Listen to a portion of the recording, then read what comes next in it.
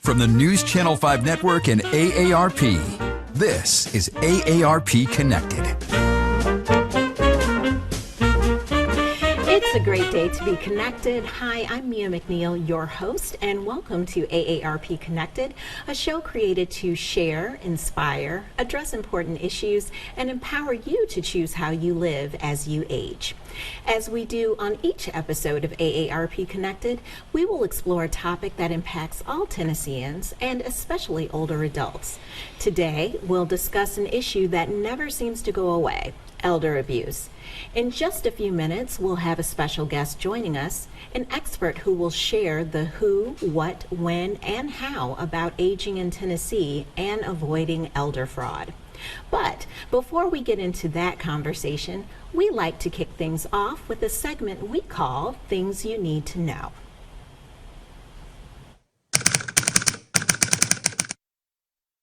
Elder financial abuse is a growing threat, but there are ways you can help keep a loved one financially and emotionally safe from scammers. If a loved one asks you to help with money matters, keep others in the loop. Failing to communicate can lead to fights, isolation, and perceptions of exploitation. Stay informed and try to keep on top of financial matters. And don't be afraid to ask tough questions, such as if or how often your loved ones are giving money to another family member or friend. At the same time, respect their right to make their own decisions as long as they are able. Despite best efforts, sometimes financial abuse will happen. If you believe a loved one has been victimized, report it to Adult Protective Services and law enforcement in your area. Be sure to blame the perpetrator for what happened and reassure your loved one that it was not his or her fault. For more scam tips, go to aarp.org/fraudwatchnetwork. Filing a claim on your auto insurance can protect you against liability and debt, but it could also affect your rates. Here are 3 situations in which you may not want to file a car insurance claim to keep your rates from increasing. If you damage your car and repairs would cost less than your deductible, you're better off paying out of pocket. This way you won't add to your claim history, which can affect your future premiums. If you're at fault in a minor accident like a fender bender, you may be able to reach an agreement with the other party to pay for the repairs yourself. But if the other driver is at fault, don't offer to pay for any repairs. If you have an older vehicle and the damage is only cosmetic, you may want to avoid the hassle and potential costs of filing a claim. But while potential costs make it tempting not to file, if you or your passengers are injured in an accident, no matter how minor, you should always file a claim. For more car-saving tips, go to aarp.org/auto. And finally, wishes do come true. Recently, one of our volunteer leaders had a wish fulfilled by AARP's Wish of a Lifetime, a program that grants life-changing wishes to older adults and inspires people to redefine aging. Air Force veteran Harold Beaver and his wife were treated to a Rolling Stones concert in Las Vegas, which included an opportunity to meet the one and only Mick Jagger. Harold fell in love with the Rolling Stones music during his 2 decades in the Air Force. They were the soundtracks for his service, and this experience brought him full circle. We're so glad to see his wish come true. Harold's wish is one of many grants through the program. Will you be next? Visit wishofaLifetime.org to learn and submit your wish too. It's no secret that our population is aging. In fact, by 2030, there will be more Tennesseans over the age of 65 than under the age of 18. And while there have been some state-level resources and support to address the needs of older adults, this year, Tennessee took a big step forward to make sure those needs are a priority for years to come. We're fortunate to connect with the commissioner of the newly created Tennessee Department of Disability and Aging, Brad Turner. Commissioner Turner is responsible for administration and oversight of services and supports for more than 1.5 million older adults and Tennesseans with disabilities. He was appointed to this post by Governor Lee earlier this year after the Tennessee General Assembly voted to establish a new cabinet-level department which merged the Department of Intellectual and Developmental Disabilities and the Tennessee Commission on Aging and Disability. Thanks for being with us here, Commissioner. Let's jump right in. Great. I'm excited. Thank you. So if you could, would you share just a little bit more of your background in the aging and disability space? Sure. So as you mentioned, Governor Lee appointed me to the original position in 2019. So I was the third commissioner for the Tennessee State Department of Intellectual and Developmental Disabilities. But more recently, he moved me into the role of executive director for the Tennessee Commission on Aging and Disability in December, and then permanently moved me in to the spot of being the first commissioner for the Tennessee Department of Disability and Aging, effective July 1. So I've got a little bit of a mix of both areas, but really excited about that. You touched on some things that are important. Aging is a growing population here in Tennessee, and the governor knows that's important. Made a very strategic decision to figure out ways that we could help the aging population in Tennessee more, and I'm really excited to get started. Fantastic. So what is the role of the Tennessee Department of Disability and Aging, and what is the scope of your unit's work? Sure. So what we're wanting to do is figure out ways creatively to make sure that Tennesseans who have disabilities and who are aging have the ability to maintain independence, work where they want, live where they want, go to church with who they want to, transportation challenges.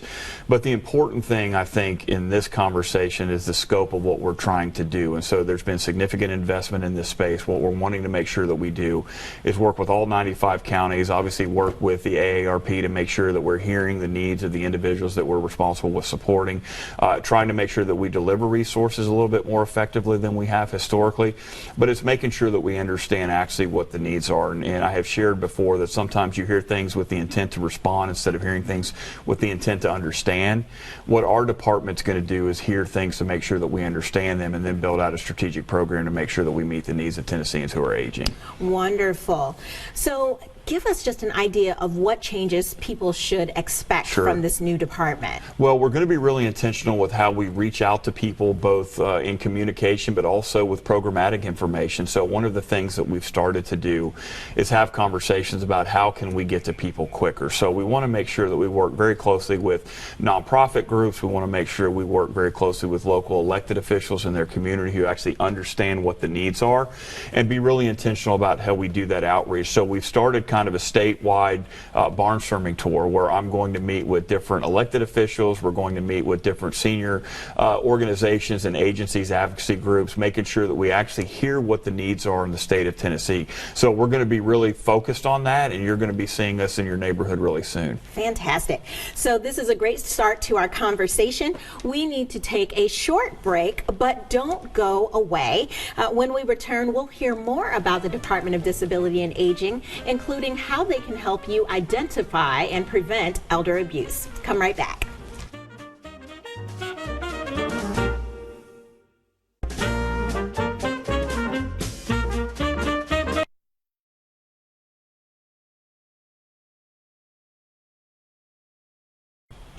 Welcome back to AARP Connected. We're talking with our guest today, Commissioner Brad Turner, who leads the newly created State Department of Disability and Aging. So let's talk a little bit about elder abuse. Specific to that, what is the department's role in identifying and preventing physical and financial abuse? Well, we've got a pretty robust area that we're responsible for when it comes to abuse, and one of those areas that you just mentioned is financial abuse, and specifically physical abuse.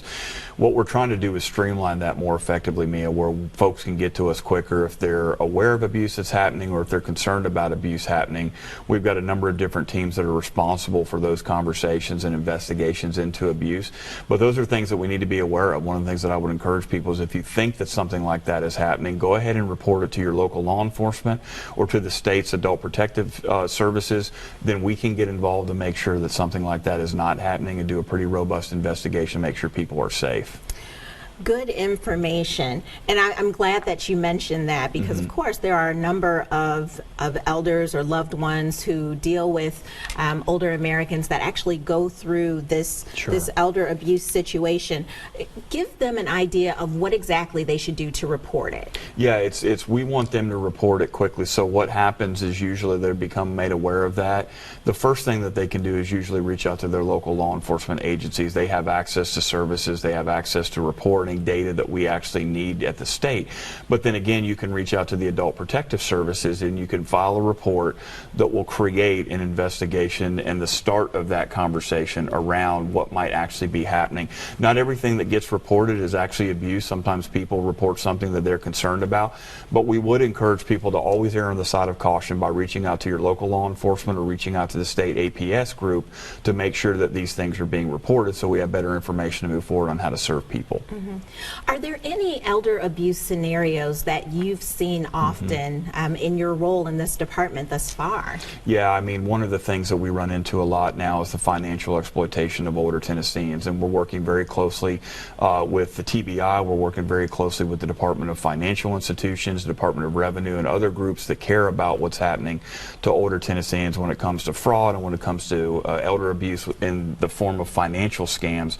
We're working very closely with them to make sure that we create a really robust plan on how to support people that fall victim to some sort of financial exploitation who happen to be older Tennesseans. So there's going to be more information coming out about that. Programs we're working on, partnerships we're developing, but I would encourage anyone that's watching and anyone that's aware of that to make sure that you report if you think something financially is awry happening to someone you care about, an older Tennessean, and we'll make sure that we get it routed to the proper channels. Great. So when people do report these incidences of elder abuse, do you find that there are any common mistakes that might happen in the reporting of that incident that might have been happening? Yeah, I mean, sometimes what happens is there could be misidentifications. Folks can say, well, I know this person lives over here and this person's responsible for them. One of the things that we encourage people to do is just take down basic information of what you're aware of that you know has been confirmed. The name of the individual that's being abused, the location where the abuse might be happening, what kind of abuse you think's happening. Share that information with us, because then it tells a better story for us to actually begin the investigative process. What we don't want, obviously, and I think nobody wants it, is for someone to be falsely accused of abuse or falsely accused someone of being abused. We want to make sure that we get accurate information into our hands, and some of those little tips there of making sure that you confirm some of that help us do the right thing through the investigative process. So let's shift gears a little bit. Of course, the Department of Disability and Aging is not just about elder abuse, but you cover so much more. Sure. We know that the majority of Tennesseans want to age in their own home, but in order to do that, they need appropriate support services. Tell us a little bit about how your department provides support for home and community-based services. Yeah, and it's a great point, because one of the things that we don't want to do is to force people to move somewhere that they don't want to be. We've got a very strong record of allowing people to live independently for as long as they want to do that. And what we have kind of created with the strategy that we have is we want to be a safety net, not necessarily a destination or a landing spot. So part of what we do is we build in the services around nutrition. Obviously, it's important for folks to have food security and food stability. We work in job training, technology, things that can allow people to live independently. Technology is wonderful if it's used the right way, but you also see folks fall victim to technology being used to trick them into scams, both financial and otherwise. So we have technology programs that we have implemented for folks to have better supports living independently, where they can call for help if they need that, but they utilize technology for the right reasons. But we also do job trainings. We want folks living and working as independently and as long as possible. So there's a number of different scenarios that we can introduce to a person if they're interested in that, to make sure that they don't feel like the only thing that I have left to do is to leave the home I've ever known for the last 40, 50 years, whatever the timeline might be, and move into another location, either a nursing home or a caregiver. We want to make sure folks know the programs we have are built for them to enjoy independence and not become dependent on the state providing those services. So I loved your answer, because you mentioned a little bit about nutrition. So one of the things that we know is that the cost of groceries has gone up quite a bit, and so it makes it pretty tough for older Americans on fixed incomes. Where can folks go for help? Yeah, so there's a number of different areas. One of the ones that we would really like them to look into is what we do on our nutrition side is the Department of Disability and Aging. We actually have a team that's dedicated to nutrition to work with older Tennesseans who want to learn more about proper dieting, where they can access food. We've also started to reach out to more nonprofits that work in the area. We've got a conversation happening right now with our State Department of Agriculture on local farmers being good partners with us around access to food and stability affordability for food for folks that live in rural areas of Tennessee. So there's a lot of things we're doing right now, Mia, to drive traffic to our department, but only to make sure that we can get resources in the hands of folks that need it the most, and those partnerships are going to be unbelievably important as we move forward. And I know that you mentioned a little bit about the use of technology, which is so it's increasingly used in our communities. Sure. So we know that the digital divide is real, and I know that there are some technological opportunities for learning that you all are offering. Can you tell us a little bit about that? No, I mean, I always get excited when I talk about enabling technology because it allows people at any age to better understand how to communicate, access information, learn things, and actually continue to educate themselves. I think one of the things that we have missed in the state of Tennessee is understanding the importance of older Tennesseans and what they have to contribute, both to folks in their generation but also to a younger generation. Technology is a great way for them to do that. They can engage students, they can engage peers, they can engage folks in their community, to work with them, to share stories, to really tell the story of what has happened to them as they've lived in the state of Tennessee. So our enabling technology team does a remarkable job of creating programs dedicated specifically to that individual based on what they want to do with their life, no matter how much time they have left. There's still potential for them to do a little bit more, and that enabling technology program we have is going to be expanded to serve more older Tennesseans as we move forward. I'm excited to hear more about that program. So much great information for our viewers, but we need to take a short break. Please stick around. Commissioner Turner and I have more to talk about, and I have a feeling he's got more great resources to share.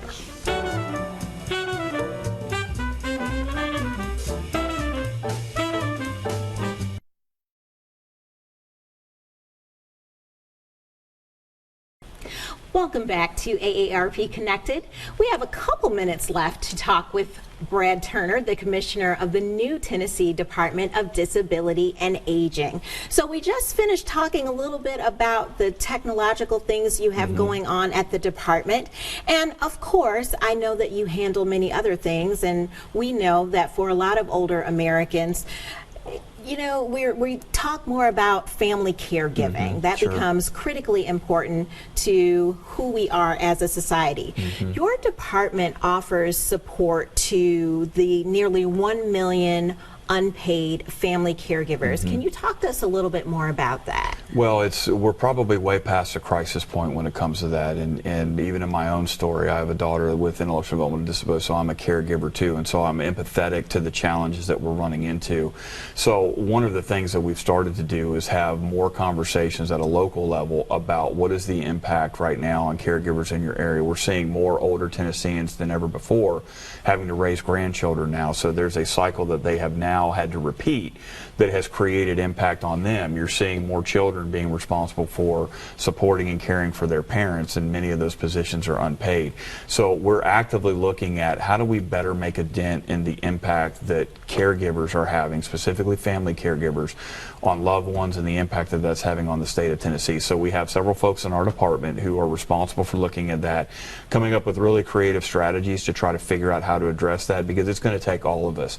It's not just going to be something that the department can do on our own. We need to be able to listen to the folks in the advocacy groups and in the communities about the real impact on family caregivers and get a better understanding about what we need to do to try to help support those individuals, because it is a problem that's not going to go away, and we've got to get really creative really quickly to provide some strong solutions. So, Commissioner, I know that you talked a little bit about that local outreach.